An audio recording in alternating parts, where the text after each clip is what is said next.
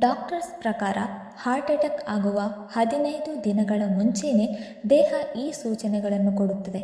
ದಯವಿಟ್ಟು ನಿರ್ಲಕ್ಷಿಸಬೇಡಿ, ಎಚ್ಚರ ವಹಿಸಿ, ನಿಮ್ಮ ಜೀವವನ್ನು ಉಳಿಸಿಕೊಳ್ಳಿ. ಯಾರಿಗಾದರೂ ಸರಿ, ಹಾರ್ಟ್ ಅಟ್ಯಾಕ್ ಇದ್ದಕ್ಕಿದ್ದಂತೆ ಸಂಭವಿಸುವುದಿಲ್ಲ. ದೇಹವು ಮುಂಚಿತವಾಗಿಯೇ ಕೆಲವು ಚಿಹ್ನೆಗಳನ್ನು ನೀಡಲು ಪ್ರಾರಂಭಿಸುತ್ತದೆ. ಹೃದಯಾಘಾತಕ್ಕೆ ಸುಮಾರು 10 ರಿಂದ 15 ದಿನಗಳ ಮೊದಲೇ ಕೆಲವು ವಿಶೇಷ ಲಕ್ಷಣಗಳು ದೇಹದಲ್ಲಿ ಕಾಣಿಸಿಕೊಳ್ಳಲು ಪ್ರಾರಂಭಿಸುತ್ತದೆ. ಅವುಗಳನ್ನು ಕಂಡುಹಿಡಿದು ಜೀವ ಉಳಿಸಬಹುದು ಮತ್ತು ಸಮಯಕ್ಕೆ ಸರಿಯಾಗಿ ಕ್ರಮಗಳನ್ನು ತೆಗೆದುಕೊಳ್ಳಬಹುದು. ಈ ಅಪಾಯಕಾರಿ ಹೃದಯಾಘಾತದ ಎಚ್ಚರಿಕೆಯ ಸಂಕೇತಗಳನ್ನು ನಿರ್ಲಕ್ಷಿಸುವುದರಿಂದ ನಿಮ್ಮ ಪ್ರಾಣ ಪಕ್ಷಿ ಹಾರಿ ಹೋಗಬಹುದು. ಹಾಗಾದರೆ ಡಾಕ್ಟರ್ಸ್ ಪ್ರಕಾರ ಹೃದಯಾಘಾತ ಸಂಭವಿಸುವ ಮೊದಲೇ ಸಿಗುವ ಲಕ್ಷಣಗಳು ಯಾವುದು ಎಂದು ಈಗ ನಾವು ತಿಳಿದುಕೊಳ್ಳೋಣ. ಹೃದಯಾಘಾತದ ಮುಖ್ಯ ಲಕ್ಷಣವೆಂದರೆ ಎದೆ ನೋವು ಅಥವಾ ಎದೆ ಭಾರ, ಏನೋ ಒಂಥರ ನೋವು ಎದೆಯ ಮಧ್ಯದಲ್ಲಿ ಸಂಭವಿಸುತ್ತದೆ ಮತ್ತು ಜನರು ಇದನ್ನು ಒತ್ತಡ, ಕಿರಿಕಿರಿ, ಬಿಗಿತ ಅಥವಾ ತೂಕದ ಭಾವನೆ ಎಂದು ಭಾವಿಸುತ್ತಾರೆ. ಎದೆಯ ಮೇಲೆ ಏನಾದರೂ ಭಾರವಾದುದನ್ನು ಇರಿಸಲಾಗಿದೆ ಎಂದು ತೋರುತ್ತದೆ. ಉಸಿರಾಡಲು ಕಷ್ಟ ಎನ್ನಿಸಬಹುದು, ಒಳಗೆ ಉರಿ ಎನ್ನಿಸಬಹುದು. ಇದು ಕೇವಲ ಕೆಲವು ನಿಮಿಷಗಳ ಕಾಲ ನಿರಂತರವಾಗಿ ಉಳಿಯಬಹುದು, ಸ್ವಲ್ಪ ಸಮಯದವರೆಗೆ ಶಾಂತವಾಗಬಹುದು ಮತ್ತು ಮತ್ತೆ ಮತ್ತೆ ಮರಳಬಹುದು. ಮುಖ್ಯ ವಿಷಯ ಏನೆಂದರೆ ಪ್ರತಿಯೊಬ್ಬ ವ್ಯಕ್ತಿಗೆ ಒಂದೇ ರೀತಿಯ ನೋವು ಇರುವುದಿಲ್ಲ. ಪುರುಷರಲ್ಲಿ ಇದು ಅತಿ ಹೆಚ್ಚಾಗಿ ಕಂಡುಬಂದರೆ ಮಹಿಳೆಯರಲ್ಲಿ ಇದು ಸೌಮ್ಯ ಕಿರಿಕಿರಿ, ದಣಿವು ಅಥವಾ ಅಸ್ವಸ್ಥತೆಯಾಗಿ ಕಂಡುಬರುತ್ತದೆ. ಈ ಕಾರಣಕ್ಕಾಗಿಯೇ ಅನೇಕ ಬಾರಿ ಮಹಿಳೆಯರು ಇದನ್ನು ಕಡೆಗಣಿಸುತ್ತಾರೆ. ರಾತ್ರಿ ವೇಳೆ ಅತಿ ಹೆಚ್ಚಾಗಿ ಬೆವರುವುದು ಸಾಮಾನ್ಯವಾದ ಲಕ್ಷಣವಲ್ಲ. ಇದನ್ನು ಯಾವುದೇ ಕಾರಣಕ್ಕೂ ನಿರ್ಲಕ್ಷಿಸಬೇಡಿ. ನಿಮ್ಮ ಬೆಡ್ಶೀಟ್ ಹಾಗೂ ಹಾಸಿಗೆಯು ಒದ್ದೆಯಾಗುವಷ್ಟು ಬೆವರು ಬರುತ್ತಿದ್ದರೆ, ಈ ಕಾರಣದಿಂದ ಸರಿಯಾಗಿ ನಿದ್ರೆ ಮಾಡಲು ಸಾಧ್ಯವಾಗದಿದ್ದರೆ ಇದು ಹೃದಯಾಘಾತದ ಮುನ್ಸೂಚನೆಯಾಗಿರುತ್ತದೆ. ಇದನ್ನು ನಿರ್ಲಕ್ಷ್ಯ ಮಾಡಬೇಡಿ.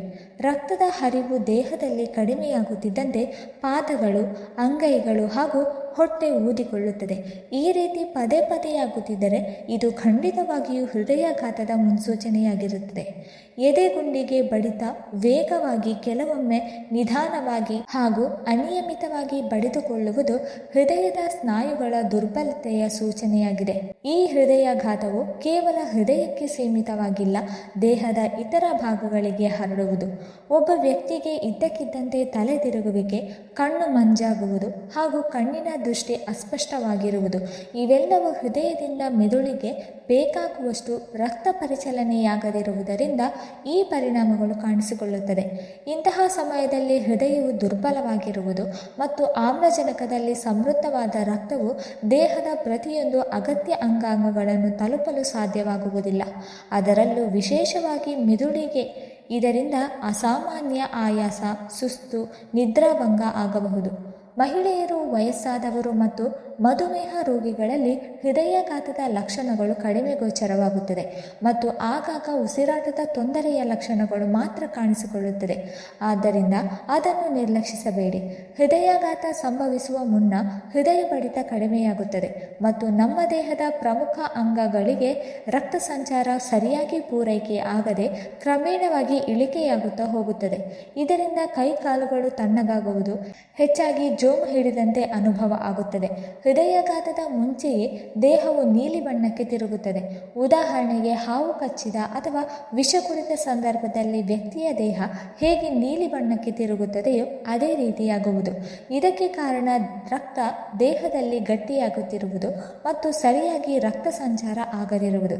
ಹೃದಯಾಘಾತ ಸಂಭವಿಸುವ ಮುಂಚೆ ಭುಜ, ಕತ್ತು, ಕುತ್ತಿಗೆಯ ಭಾಗ, ಹಲ್ಲು, ದವಡೆ ಹಾಗೂ ಒಸಡುಗಳಲ್ಲಿ ಸೆಳೆತ, ಬೆನ್ನು ನೋವು, ಹೊಟ್ಟೆಯ ಕೆಳಭಾಗದಲ್ಲಿ ವಿಪರೀತ ನೋವು ಅತಿ ಹೆಚ್ಚಾಗಿ ಕಾಣಿಸಿಕೊಳ್ಳುತ್ತದೆ. ನಮ್ಮಲ್ಲಿ ಬಹುತೇಕ ಜನರು ಕೆಲವೊಂದು ರೋಗ ಲಕ್ಷಣಗಳು ಸ್ಪಷ್ಟವಾಗಿ ಕಂಡುಬಂದರೂ ಕೂಡ ಅದನ್ನು ಸಾಮಾನ್ಯ ಸಮಸ್ಯೆ ಎಂದು ನಿರ್ಲಕ್ಷ್ಯ ಮಾಡುತ್ತಾರೆ. ಕೊನೆಗೆ ಇದೇ ಕಾರಣಕ್ಕೆ ತಮ್ಮ ಪ್ರಾಣಕ್ಕೆ ಆಪತ್ತು ತಂದುಕೊಳ್ಳುತ್ತಾರೆ. ಎದೆನೋವು ಯಾವಾಗಲೂ ತೀಕ್ಷ್ಣ ಅಥವಾ ಹಠಾತ್ತಾಗಿ ಇರುವುದಿಲ್ಲ. ಅನೇಕ ಜನರು ಇದನ್ನು ಭಾರ, ಉರಿ, ಒತ್ತಡ ಮತ್ತು ಬಿಗಿತದ ಭಾವನೆ ಎಂದು ವಿವರಿಸುತ್ತಾರೆ. ಚಳಿಗಾಲದಲ್ಲಿ ಆಮ್ಲಜನಕದ ಪೂರೈಕೆ ಕಡಿಮೆಯಾಗುವುದು ಮತ್ತು ರಕ್ತದೊತ್ತಡ ಹೆಚ್ಚಾಗಿರುವುದರಿಂದ ಈ ಲಕ್ಷಣಗಳು ಹೆಚ್ಚು ಸ್ಪಷ್ಟವಾಗಿ ಕಂಡುಬರಬಹುದು. ಚಳಿಯಲ್ಲಿ ನಡೆಯುವಾಗ ಅಥವಾ ಮೆಟ್ಟಿಲುಗಳನ್ನು ಹತ್ತುವಾಗ ಎದೆಯಲ್ಲಿ ಅಸ್ವಸ್ಥತೆ ಅನುಭವಿಸಿದರೆ ಮತ್ತು ವಿಶ್ರಾಂತಿ ಪಡೆದ ನಂತರ ಅದು ಸುಧಾರಿಸದಿದ್ದರೆ ಅದನ್ನು ಲಘುವಾಗಿ ತೆಗೆದುಕೊಳ್ಳಬೇಡಿ. ಮೆಟ್ಟಿಲುಗಳನ್ನು ಹತ್ತುವಾಗ ಉಸಿರಾಟದಲ್ಲಿ ಸಮಸ್ಯೆ ಬರುವುದು ಯಾಕೆ? ಮೆಟ್ಟಿಲುಗಳನ್ನು ಹತ್ತುವಾಗ ಅಥವಾ ವೇಗವಾಗಿ ನಡೆಯುವಾಗ ಸ್ವಲ್ಪ ಉಸಿರಾಟದ ತೊಂದರೆ ಸಾಮಾನ್ಯ. ಆದರೆ ಅದು ಹೊಸ ಸಮಸ್ಯೆಯಾಗಿದ್ದರೆ, ನಿರಂತರವಾಗಿ ಹೆಚ್ಚುತ್ತಿದ್ದರೆ ಅಥವಾ ಅತಿಯಾಗಿ ಅನಿಸಿದರೆ ಅದು ಹೃದಯದ ಮೇಲೆ ಹೆಚ್ಚಿನ ಒತ್ತಡದ ಸಂಕೇತವಾಗಿರಬಹುದು. ಶೀತ ಅಪಧಮನಿಗಳು ಸಂಕುಚಿತಗೊಳ್ಳುತ್ತದೆ.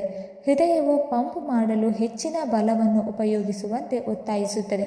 ಈ ರೋಗ ಲಕ್ಷಣವನ್ನು ಹೆಚ್ಚಾಗಿ ನಿರ್ಲಕ್ಷಿಸಲಾಗುತ್ತದೆ. ಇದನ್ನು ಅಲರ್ಜಿ ಅಥವಾ ಅಸ್ತಮಾ ಎಂದು ತಪ್ಪಾಗಿ ಭಾವಿಸಲಾಗುತ್ತದೆ. ಆದರೂ ಹೃದಯಕ್ಕೆ ಸಂಬಂಧಿಸಿದ ಉಸಿರಾಟದ ತೊಂದರೆ ಇದ್ದಕ್ಕಿದ್ದಂತೆ ಹೆಚ್ಚಾಗುತ್ತದೆ ಮತ್ತು ವೇಗವಾಗಿ ನಡೆಯುವಾಗ, ತಿನ್ನುವಾಗ ಅಥವಾ ಮಲಗಿದ ನಂತರ ಹೆಚ್ಚಾಗಬಹುದು.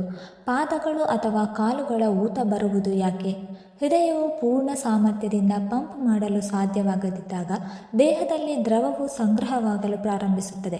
ಕಡಿಮೆ ನೀರು ಕುಡಿಯುವುದು ಮತ್ತು ಚಳಿಗಾಲದಲ್ಲಿ ಕಡಿಮೆ ಚಟುವಟಿಕೆಯಿಂದಿರುವುದು ಈ ಊತವನ್ನು ಇನ್ನಷ್ಟು ಉಲ್ಬಣಗೊಳಿಸಬಹುದು. ಶೂಗಳು ಬಿಗಿಯಾಗಿರುವುದು, ಸಾಕ್ಸ್ ಗುರುತುಗಳು ಆಳವಾಗುವುದು ಅಥವಾ ಮೊಣಕಾಲುಗಳ ಸುತ್ತಲೂ ಊತ ಕಾಣಿಸಿಕೊಳ್ಳುವುದು ಇವೆಲ್ಲವೂ ಹೃದಯಾಘಾತದ ಸಮಸ್ಯೆಯ ಲಕ್ಷಣವಾಗಿರಬಹುದು. ಚಳಿಗಾಲದಲ್ಲಿ ತಲೆ ತಿರುಗುವಿಕೆ ಕಾಣಿಸಿಕೊಳ್ಳುವುದು ಯಾಕೆ? ಚಳಿಗಾಲದಲ್ಲಿ ತಲೆ ತಿರುಗುವಿಕೆ ಹೆಚ್ಚಾಗಿ ನಿರ್ಜಲೀಕರಣದಿಂದ ಉಂಟಾಗುತ್ತದೆ. ಆದರೆ ಇದು ಮೆದುಳಿಗೆ ರಕ್ತ ಪೂರೈಕೆ ಕಡಿಮೆಯಾಗುವುದರಿಂದ ಈ ಸಂಕೇತವು ಹೆಚ್ಚಾಗಿರಬಹುದು. ಇದು ಅಪಧಮನಿಗಳ ಅಡಚಣೆ, ಹೃದಯ ಬಡಿತ ಕಡಿಮೆಯಾಗುವುದು ಅಥವಾ ಹೃದಯದ ಲಯದ ಅಡಚಣೆಗಳಿಗೆ ಸಂಬಂಧಿಸಿರಬಹುದು.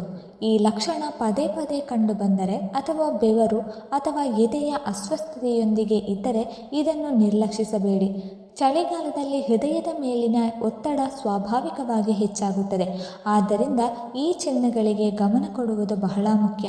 ಈ ಲಕ್ಷಣಗಳನ್ನು ಮೊದಲೇ ಗುರುತಿಸುವುದು ಉತ್ತಮ.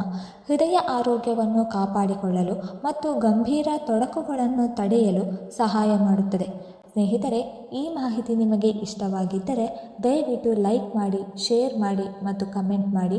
ಹಾಗೆ ಮುಂದಿನ ವೀಡಿಯೋಸ್ಗಳಿಗಾಗಿ ನಮ್ಮ ಚಾನಲನ್ನು ಸಬ್ಸ್ಕ್ರೈಬ್ ಮಾಡಿಕೊಳ್ಳಿ. ಧನ್ಯವಾದಗಳು.